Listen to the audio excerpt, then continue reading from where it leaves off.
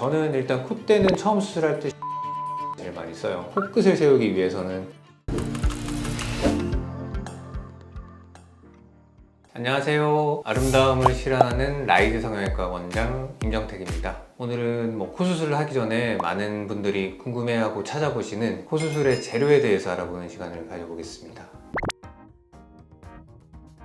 이전에는 L자형 실리콘이라고 이 콧대부터 코끝까지 아예 쭉 실리콘 재료로 콧대 코끝을 세웠던 시기도 있어요. 근데 요즘 그렇게는 잘 안 하고요. 보통 코끝은 자가 연골이나 자가 조직을 이용해서 높이를 올리고, 실리콘은 미간부터 코끝 전 정도까지만 쓴다고 생각하시면 돼요.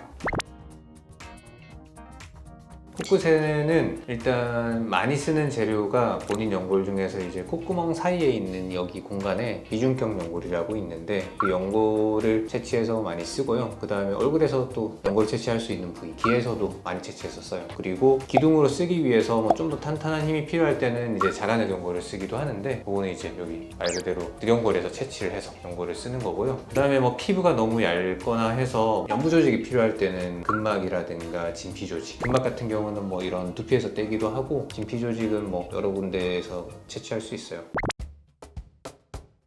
콧대 같은 경우는 사실 제일 많이 쓰는 재료는 실리콘 보형물이에요. 실리콘 보형물이 요즘은 제일 많이 쓰고, 보통 처음 수술할 때 콧대까지 자가 조직으로 하기에는 좀 수술이 커져요. 그래서 실리콘이 아닌 콧대를 높이기 위한 재료는 본인 자가 조직 같은 경우는 늑연골 그리고 자가 진피, 이 두 가지 정도 생각할 수 있는데, 각각의 재료도 무조건 좋은 것만은 아니에요. 늑연골은 할 수 있는 단점이 있고, 자가 진피 같은 경우는 흡수되는 정도를 정확하게 예측할 수는 없어서, 보통 그래서 실리콘에 문제 없는 분들은 실리콘이란 재료를 많이 씁니다. 자가조직 아닌 건 또 그런 것도 있어요. 기증 진피라고 메가덤, 알로덤 같이 제품화되어 있는 사체에서 채취한 그런 재료로 이제 쓰는 경우도 있긴 한데, 처음부터 그걸 권해드리진 않고요. 그리고 이전에 콧대를 높이기 위해서 썼던 재료 중에는 고어텍스나 실리텍스라는 재료도 있는데, 요즘 잘 쓰진 않아요. 왜냐면 실리콘을 일단 우리 몸에 들어가면 모양 변형 없이 계속 그 상태로 유지가 되는데, 고어텍스나 실리텍스 같은 경우는 주위 조직이랑 피막들이랑 좀 들러붙기도 하고, 약간 시간이 지나면서 모양 변형이 좀 생길 수 있어서 요즘은 잘 쓰지 않는 재료다 정도로 알고 계시면 좋을 것 같습니다.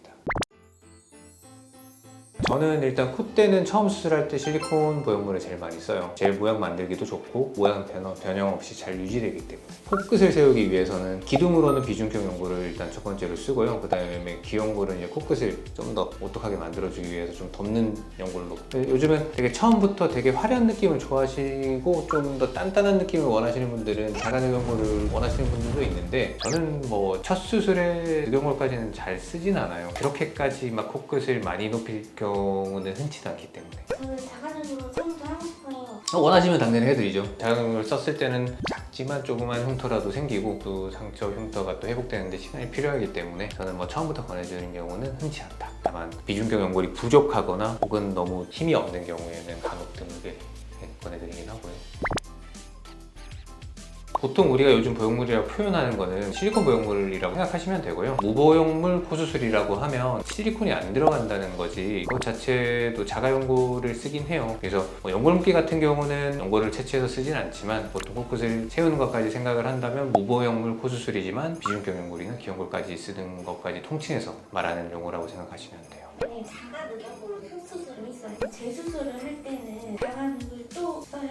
기존에 썼던 그 자가늑연골이 탄탄하게 유지가 된다면 그 연골을 그대로 활용하는 게 제일 좋고요. 근데 그 기존에 썼던 자가늑연골이 뭔가 다시 재활용할 수 없는 상태라면 새로 채취가 필요할 수 있어요. 근데 연골이 보통 흡수돼서 사라지진 않으니까요. 보통 지금까지 이제 코 수술에 필요한 재료들에 대해서 알아봤는데요. 사실 코 수술에서 이 재료가 정말 중요해요. 특히 재수술에서는 기존에 어떤 재료를 썼는지에 따라서 다시 재활용할 수 있는지, 재료가 남아있는지에 따라서 수술 난이도가 되게 달라질 수 있거든요. 처음 수술할 때부터 어떤 재료를 쓰는 게 되게 중요하고, 재수술에서도 물론 또 되게 중요해요. 본인이 지금 모양에서 어떤 변화를 원하시는지에 따라서 그거에 가장 적합한 재료는 또 존재하니까, 그건 이제 상담을 통해서 알아보시는 게 맞고요. 혹시나 궁금한 게 있으면 댓글 남겨주시면 바로 제가 답변 드릴 거고, 상담 오셔도 최대한 본인한테 맞는 방향으로 알려드리도록 하겠습니다. 구독과 좋아요 그리고 알람 설정까지 잘 부탁드립니다.